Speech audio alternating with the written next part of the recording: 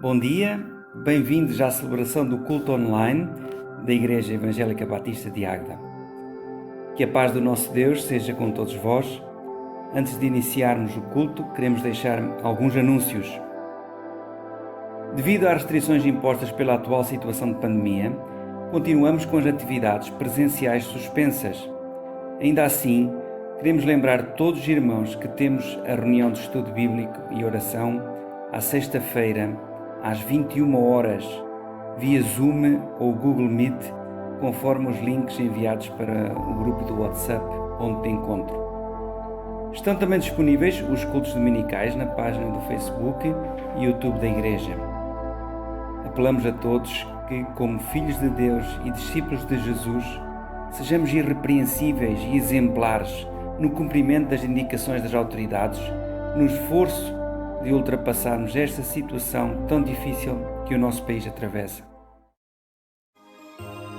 Queremos dar graças a Deus pela vida dos nossos irmãos que completaram mais um aniversário durante esta semana. Dia 25 de janeiro, Noah Silva. Dia 26 de janeiro, Daniela Almeida. Dia 28 de janeiro, a Lídia Melo. E ainda no dia 28 de janeiro também, o Leandro e a Cleonice Constantino, aniversário de casamento. E também ontem, no dia 30, o nosso irmão Artur Costa. E hoje mesmo o Heitor Costa também. Parabéns a todos e que Deus possa abençoar a vida de cada um. Hoje tínhamos previsto celebrar o culto de aniversário da Igreja, mas infelizmente, dadas as circunstâncias, decidimos adiar para uma data ainda a definir.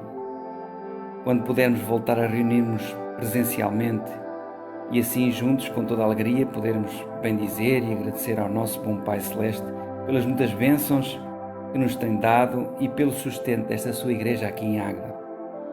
Antes de iniciar o culto ao nosso Deus, queremos também pedir a todos que na vossa oração diária lembrem os nossos irmãos doentes, nomeadamente o nosso irmão Manuel Ferreira Pires e a nossa irmã Lucinda Carminati, ambos ainda a recuperar. Também pelos nossos irmãos a recuperarem de Covid, que Deus possa a todos abençoar com boa e rápida recuperação da sua saúde.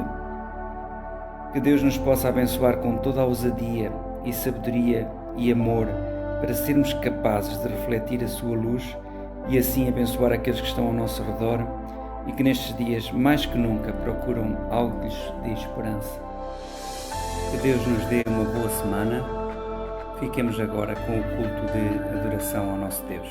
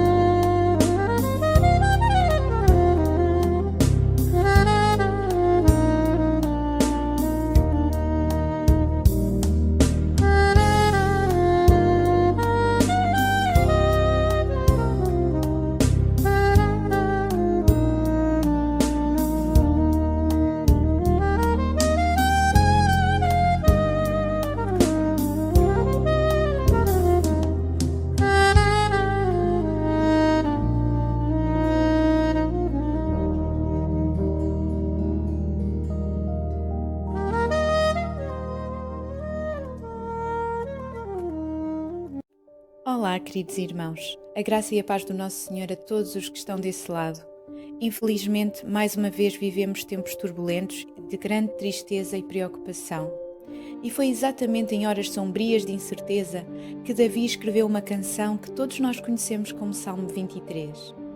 O meu desejo e oração é que, quando as provações da vida nos empurram para o limite e os nossos corações estão pesados, que este magnífico salmo do pastor de ovelhas ofereça conforto, tranquilidade e, acima de tudo, a segurança da presença e do cuidado permanente de Deus nas nossas vidas. O Senhor é o meu pastor, nada me faltará.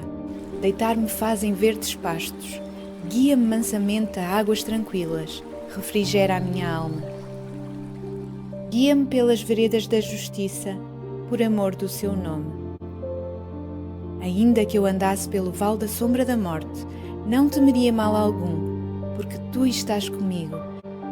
A tua vara e o teu cajado me consolam.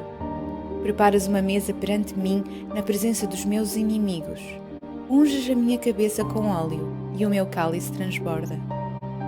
Certamente que a bondade e a misericórdia me seguirão todos os dias da minha vida. E habitarei na casa do Senhor por longos dias.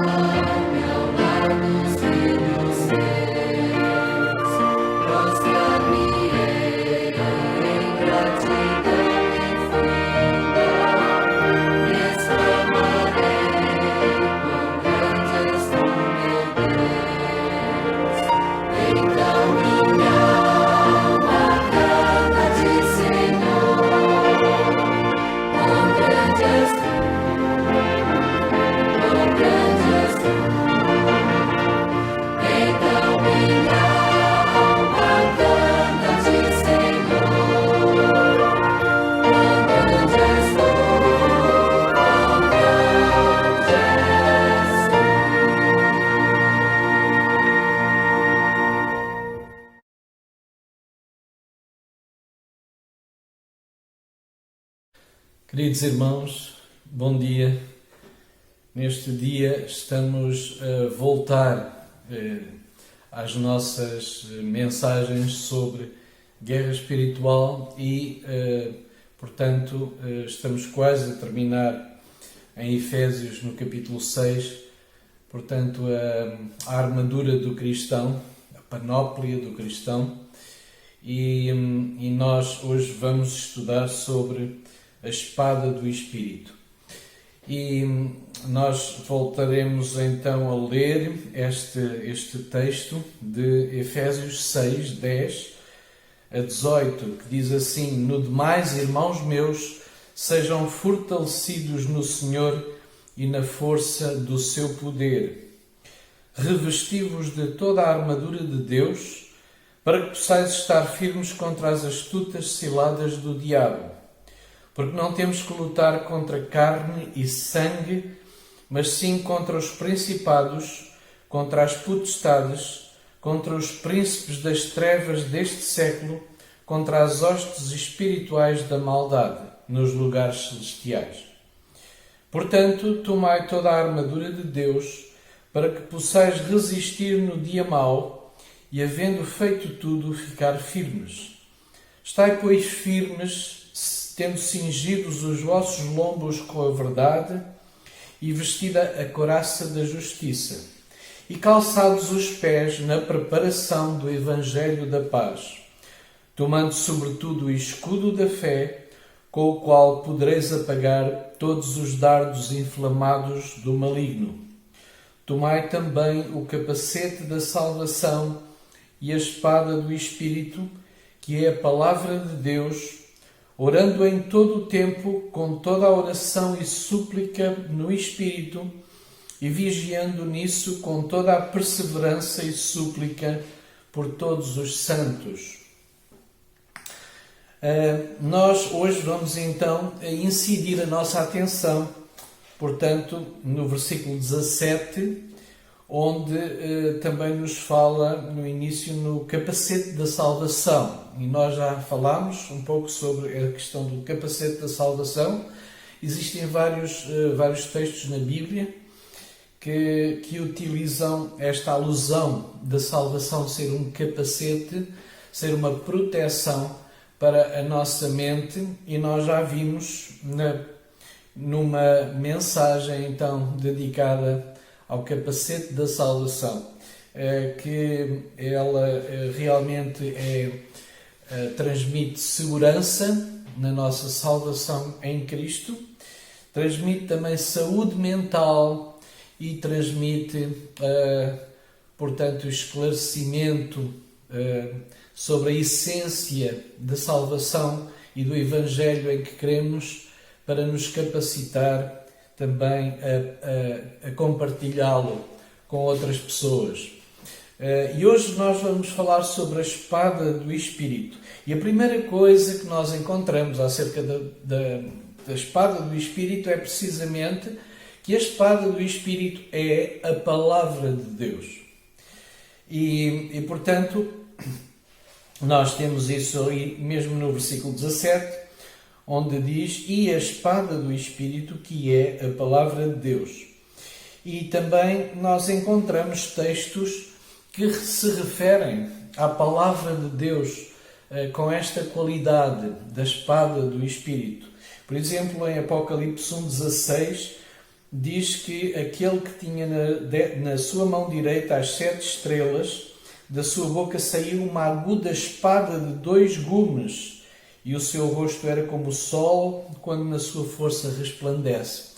Obviamente que este texto se refere à pessoa de Jesus, e a pessoa de Jesus diz aqui que João, na sua visão sobre os últimos tempos, sobre o Apocalipse, sobre a revelação dos últimos tempos, ele, portanto, viu aquele que falava com ele e que esse tinha na sua mão direita as 7 estrelas, que são os 7 anjos, aos 7 castiçais, que são as 7 igrejas da Ásia Menor.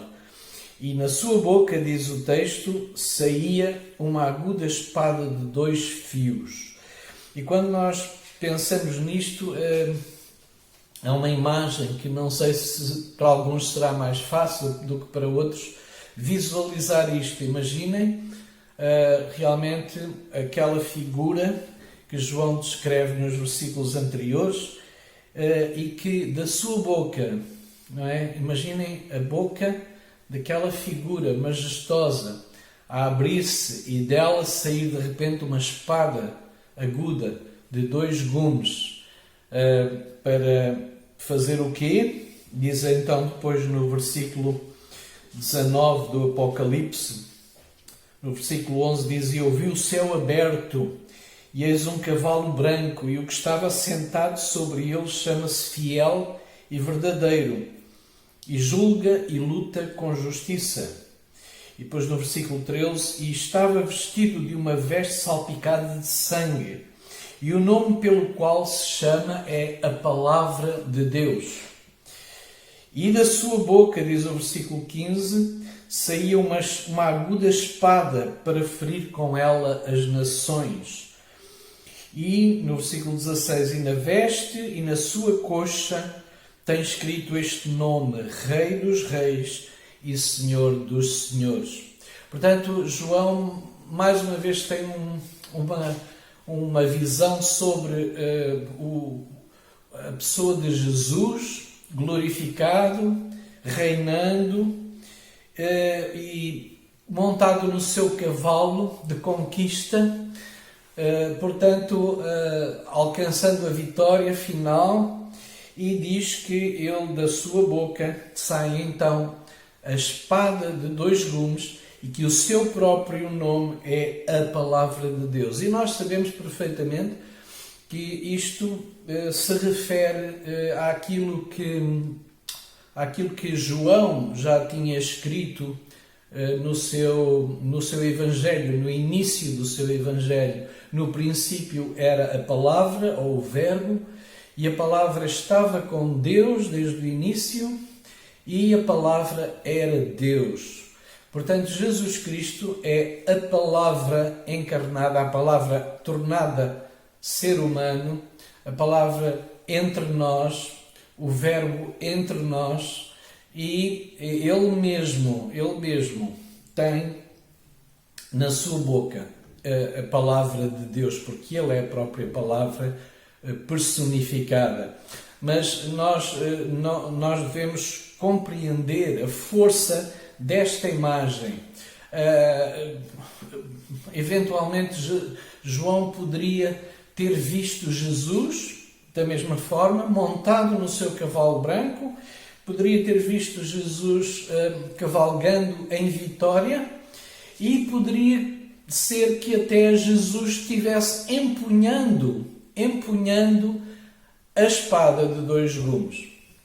E isso talvez não fizesse para nós grande diferença. Talvez nós pudéssemos pensar, mas porquê é que em vez da espada sair da sua boca, não estava na sua mão? Já que portanto, ele próprio é a Palavra. Exatamente por causa dele próprio, Jesus ser a Palavra, é que a espada não está na sua mão, mas sai da sua boca, porque a boca é o órgão que representa a comunicação, que representa a força da palavra, que representa o próprio ser de Jesus, que é a Palavra encarnada, a Palavra tornada ser humano, que é a dimensão de Deus que veio até nós, que revelou a pessoa divina, e que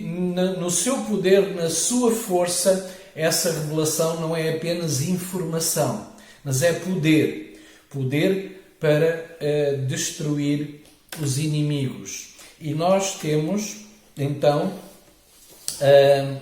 portanto, um segundo aspecto de que a Palavra de Deus foi usada por Jesus contra o poder satânico.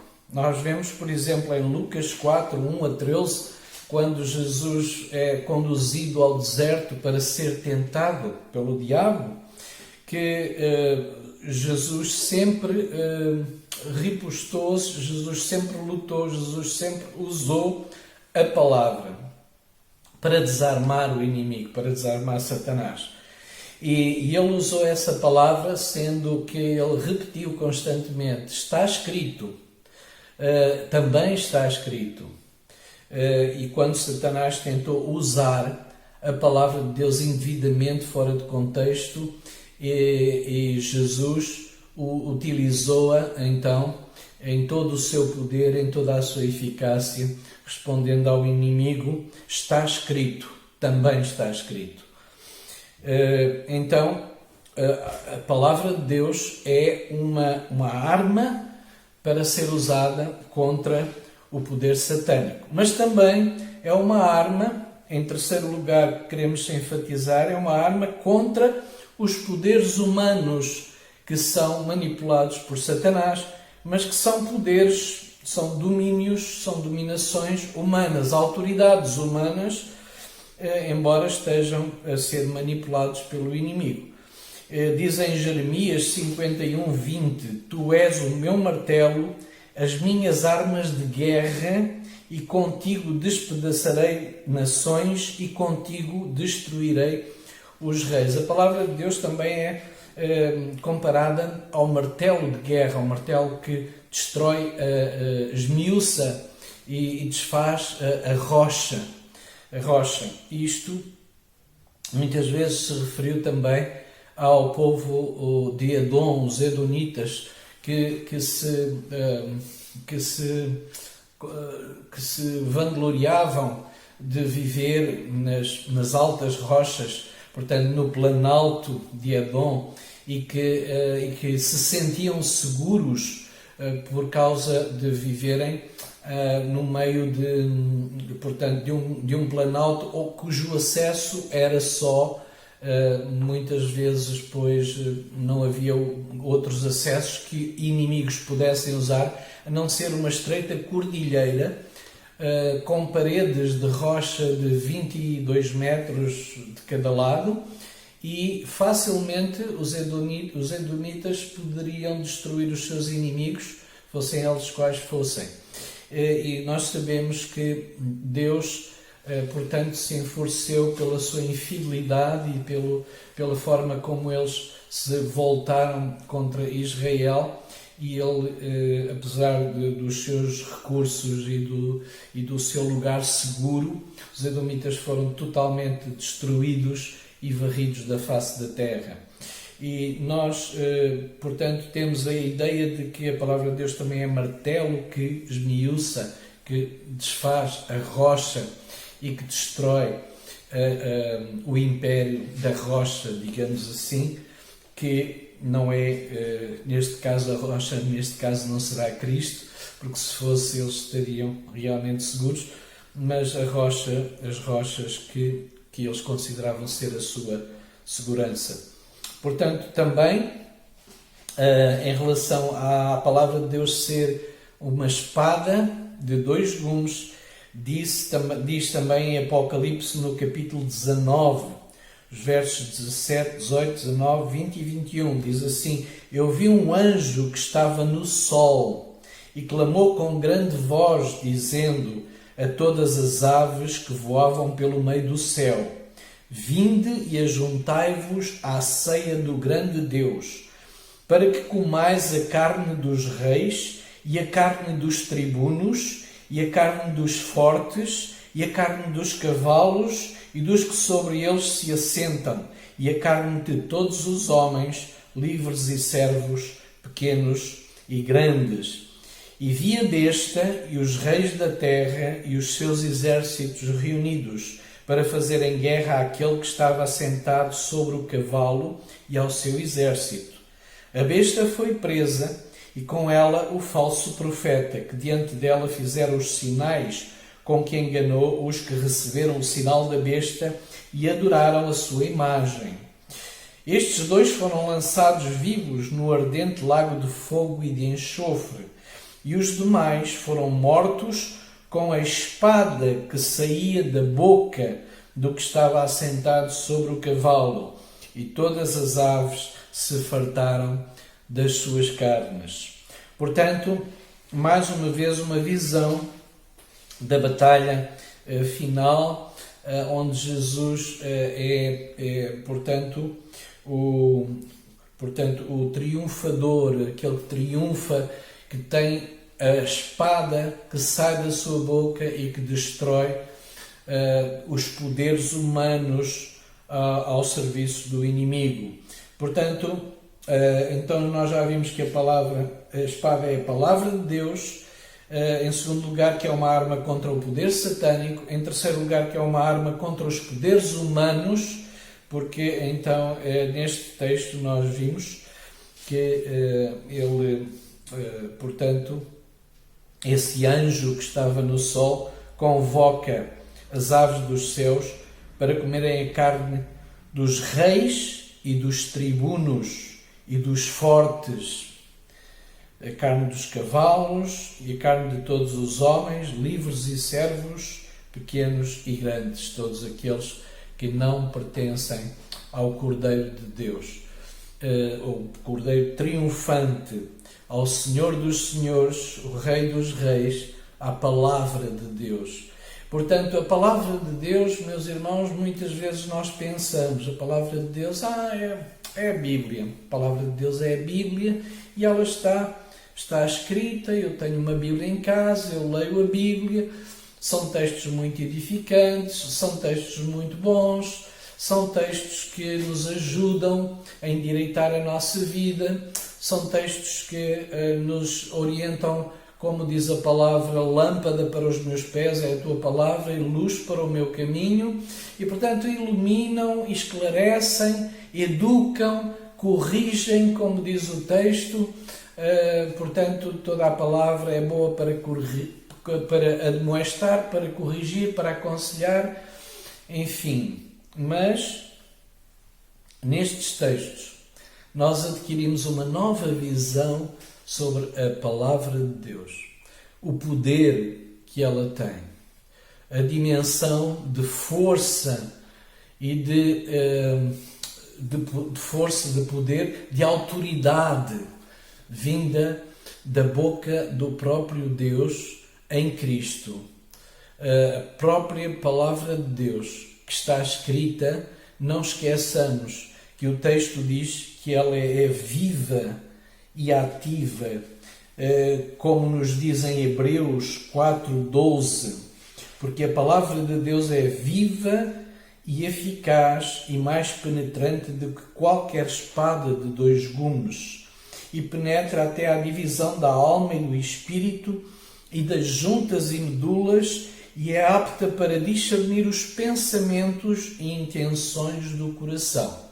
Com este texto nós chegamos ao quarto ponto da nossa mensagem, que é que a palavra de Deus é uma arma contra o pecado e a carne. E aqui nós encontramos e descobrimos uma dimensão que muitas vezes também nos passa ao lado, nos passa despercebidas, que é o facto de que o exército do Senhor, que somos nós, só no reino de Deus e no seu exército existe uma arma que é para ser aplicada contra o ser interior do próprio soldado cristão. Não existe nenhum exército em que uma arma de ataque, e esta é a única arma de ataque que nós encontramos aqui no nosso texto de Efésios 6. Nenhum exército utiliza as suas armas de ataque contra si próprios. Mas no reino de Deus e no meio do exército do Senhor, que somos nós, existe uma arma que é a palavra de Deus, que precisa de ser muitas vezes aplicada contra não nós, não o novo homem em Cristo, mas contra o pecado que tantas vezes ainda em nós habita e tantas vezes insiste em muitas vezes dominar e controlar os nossos pensamentos, os nossos sentimentos, as nossas palavras, as nossas ações, as nossas intenções, as nossas motivações, e muitas dessas coisas que pensamos, que sentimos, que dizemos, que fazemos, etc., muitas vezes não agradam ao Senhor, porque não são controlados pelo Espírito de Deus, mas sim pela nossa carne, pelo nosso ego. E, portanto, há um inimigo que permanece dentro do nosso ser. Esse inimigo é o pecado que habita no nosso ego, na nossa carne. Ele procura dominar os nossos pensamentos e emoções. Em Romanos 7, 21 a 23, Paulo, falando sobre este dilema que existe no ser humano, ele diz: acho então esta lei em mim, que quando quero fazer o bem, o mal está comigo.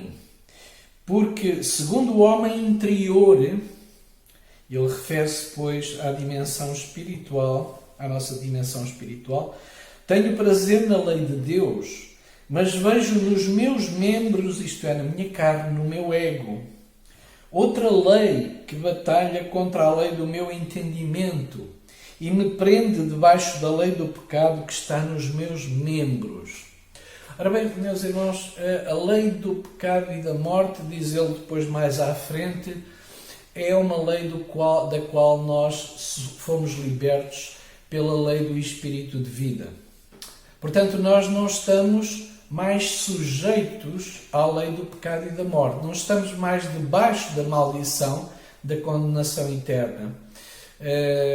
Portanto, o nosso corpo, diz ele, está morto, mas o nosso espírito está pronto, mas, no entanto, a carne é fraca, como ele disse.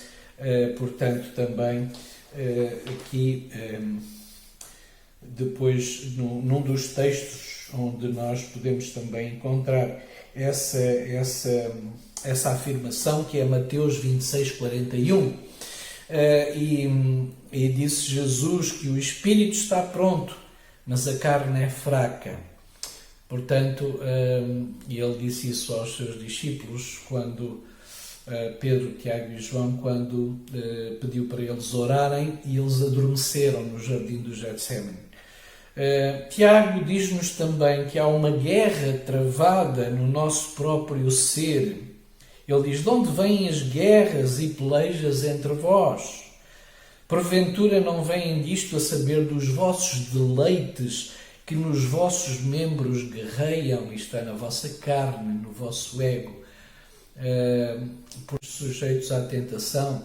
Se Deus tivesse completamente liberto os seus filhos que já nasceram de novo da tentação, então não seríamos convocados a depender de Deus para a vitória sobre o pecado que tão de perto nos rodeia, como ele diz.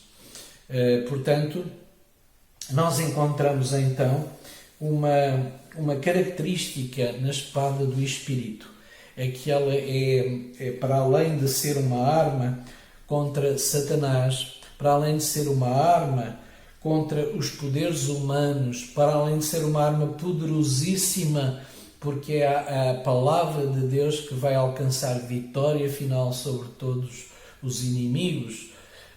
Pela palavra de Deus ainda nós precisamos compreender que ela tem que ser muitas vezes usada contra nós próprios, não contra o nosso espírito que está pronto a obedecer a Deus, mas contra a nossa carne que muitas vezes vacila e cede à tentação.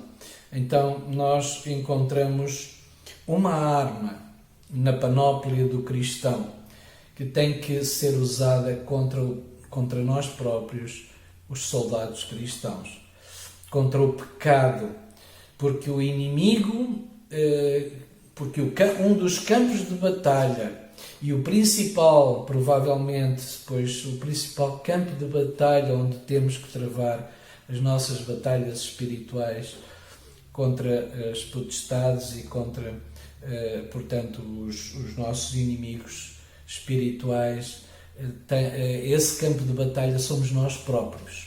Somos nós próprios. E nós precisamos compreender isso e precisamos de estar sempre atentos, como Jesus disse, vigiai e orai, para que não entreis em tentação. Portanto, somos nós próprios um dos principais campos de batalha onde temos que travar esta batalha espiritual contra as trevas. E, portanto, nós temos que ter a humildade de reconhecer isso. E temos que ter a humildade de compreender que temos que usar a palavra de Deus todos os dias em oração, como ele depois termina também o capítulo 6, estes versículos do capítulo 6 que temos estado a estudar. Portanto, no versículo 18, ele diz orando, não é? Orando em todo o tempo, com toda a oração e súplica no Espírito, e vigiando nisso com toda a perseverança e súplica por todos os filhos de Deus, por todos os eleitos, por todos os santos, por todos os crentes nascidos de novo. Portanto, meus queridos, nós não devemos esquecer isso. A espada do Espírito é para ser usada contra inimigos exteriores, mas também contra o inimigo que muitas vezes procura ainda ter soberania dentro de nós, no nosso ser interior, em nós.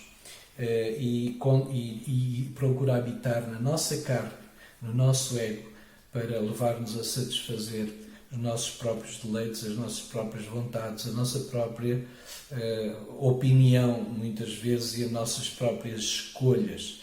E é isto que nós precisamos ter em mente e procuremos pedir ao Senhor com humildade que nos ensine a usar a espada do Espírito contra o nosso ego, contra a nossa carne. Gostaria de resumir neste momento. Nós até agora encontramos 3 tipos de armas nesta panóplia do soldado cristão. Encontramos o primeiro tipo de arma que eu gostaria de salientar, que são as armas de suporte, é o equipamento de suporte na panóplia. E este equipamento, no versículo 14, o cinturão da verdade, que mantém a nossa coluna e os nossos rins firmes e dá suporte, verticalidade à nossa vida espiritual. A verdade, o cinturão da verdade. Também as sandálias do Evangelho da Paz, sandálias calçadas, portanto, os nossos pés com o Evangelho da Paz, essas sandálias que nos direcionam para a nossa missão, como diz no versículo 15. Estes dois elementos, estes dois equipamentos, fazem parte então do equipamento de suporte da armadura do soldado cristão. Depois encontramos 3 equipamentos ou armas de defesa. Encontramos a couraça da justiça no versículo 14, encontramos o escudo da fé no versículo 16 e encontramos o capacete da salvação no versículo 17. São armas de defesa, armas de suporte, armas de defesa e agora finalmente encontramos a nossa arma de ataque, a espada do Espírito, no versículo 17. Então, nós vamos orar e vamos ficar em espírito de oração para que o Senhor nos dê sabedoria e possamos utilizar a espada do Espírito para alcançar vitória sobre inimigos exteriores e este campo de batalha, que é o nosso inimigo interior, o pecado que tão de perto nos rodeia e que, no fundo, está dentro de nós. Há muita coisa da qual nós precisamos de ser libertos. Jesus disse: se fizerdes o que eu vos digo, verdadeiramente sereis meus discípulos e conhecereis a verdade, e a verdade vos libertará. É interessante que esta ordem mostra-nos que, apesar de nós já sermos discípulos de Cristo, nascidos de novo, muitas vezes nós ainda precisamos de descobrir a verdade que a palavra de Deus contém acerca de nós próprios, para que essa verdade nos liberte, e apesar de já sermos discípulos de Cristo, precisamos de ser libertados ainda daquilo que são os residuais da nossa carne, do nosso ego, do nosso ser interior.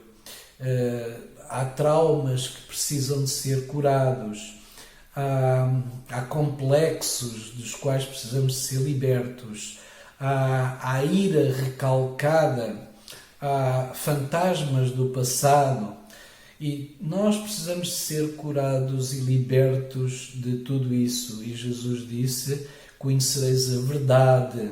Também ele, em certa altura, disse, orando ao Pai: a tua palavra é a verdade. Santifica-os na verdade, dizia Jesus, a tua palavra é a verdade. Então, a verdade nos libertará, mas a verdade é a palavra. E no seu poder, a palavra, para nos libertar, ela tem que ser conhecida de nós. Nós temos que ler, nós temos que meditar nela, nós temos que refletir e nós temos que nos confrontar a nós próprios com a palavra para crescermos espiritualmente, para sermos vasos que possam abençoar outros e possam caminhar no crescimento e na maturidade à imagem de Cristo. É assim que o Senhor nos abençoe e nos conceda essa bênção de podermos crescer em Cristo e sermos soldados que sabem manejar bem a espada do Espírito, que é a palavra de Deus. Amém.